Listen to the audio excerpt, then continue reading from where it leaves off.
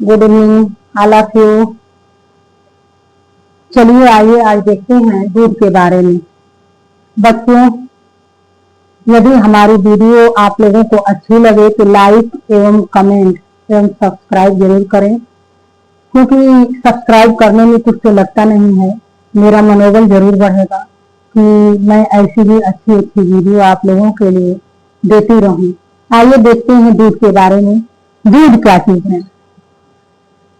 दूध एक सर्वोत्तम आहार माना जाता है, क्योंकि दूध में लगभग सभी विटामिन पाए जाते हैं, खनिज लवण पाए जाते हैं। इसमें एक नहीं पाया जाता है तो क्या? विटामिन सी, वही एक नहीं पाया जाता है। दूध को संपूर्ण आहार कहा जाता है। आइए दूध के बारे में जानते हैं। दूध में मुख्य प्रोटीन क्या होती है? दूध में मुख्य प्रोटीन केसीन प्रोटीन होती है। क्या होती है? केसीन प्रोटीन होती है, जो फास्फोप्रोटीन कहलाती है। क्या कहलाती है? फास्फोप्रोटीन कहलाती है।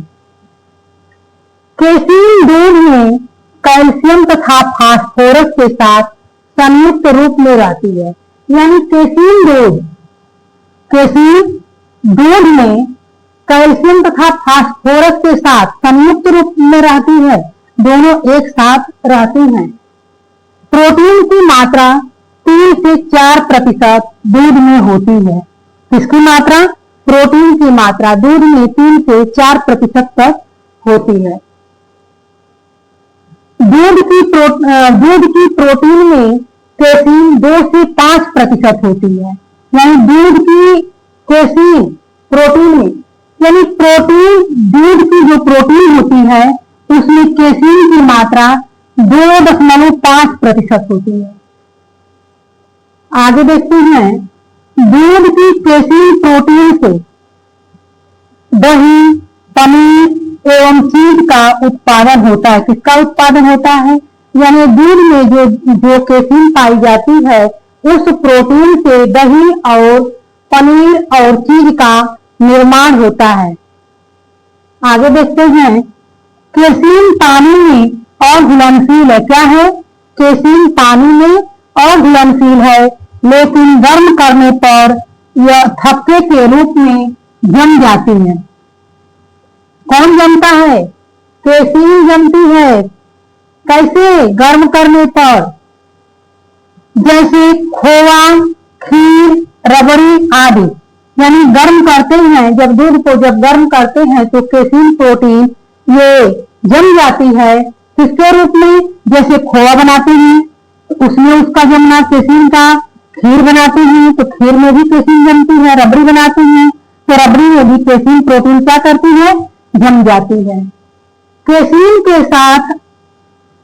के साथ अम्ल की क्रिया करने पर थक्के के रूप में जमना पनीर। जैसे पनीर जब हम बनाते हैं तो अम्ल से क्रिया कराते हैं तो क्या होता है?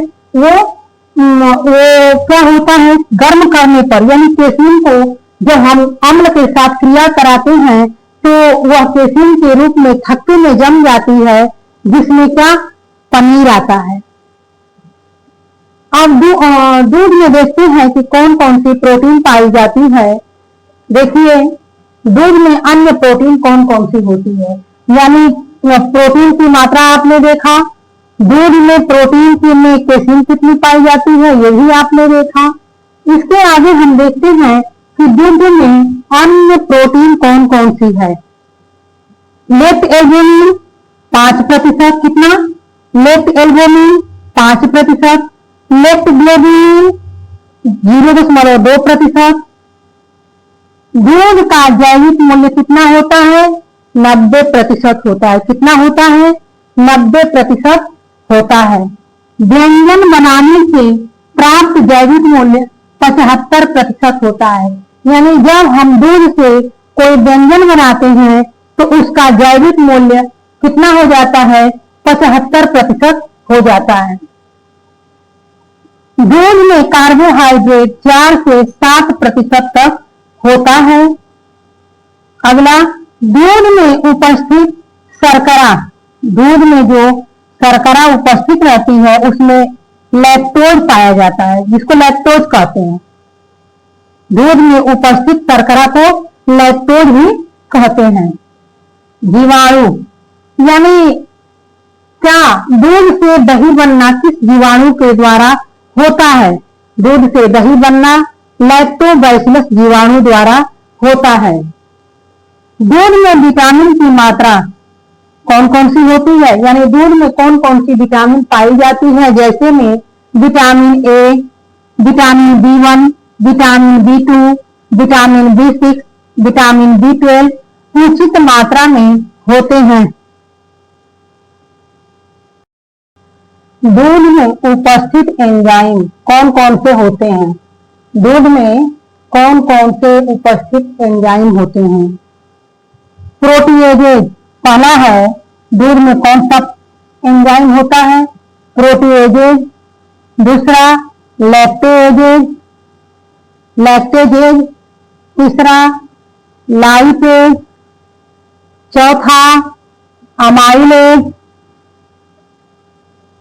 और पांचवा होता है फास्फेटेज।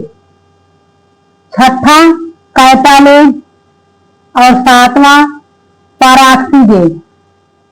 दूध में कौन कौन से एंजाइम उपस्थित होते हैं? जिसमें आपने देखा proteases enzyme, lactases enzyme, lipase enzyme, amylase enzyme, phosphatase enzyme, catalases enzyme और पैराक्सीजेज एंजाइम होते हैं।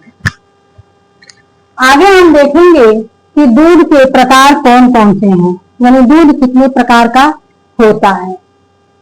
देखिए, पहला होता है संपूर्ण दुग्ध चूर्ण। पहला क्या है? संपूर्ण दुग्ध चूर्ण, जिसमें हम देखते हैं कि जो दूध होता है उसको सुखा करके संपूर्ण दूध बनाया जाता है। यानी जो दूध होता है उसमें दूध को सुखा दिया जाता है और उसको सुखा करके संपूर्ण दूध चूर्ण बनाया जाता है। दूसरा आता है वसा रहित दूध। ये जैसा कि नाम से ही परिचित है कि वसा रहित, जिसमें वसा न हो,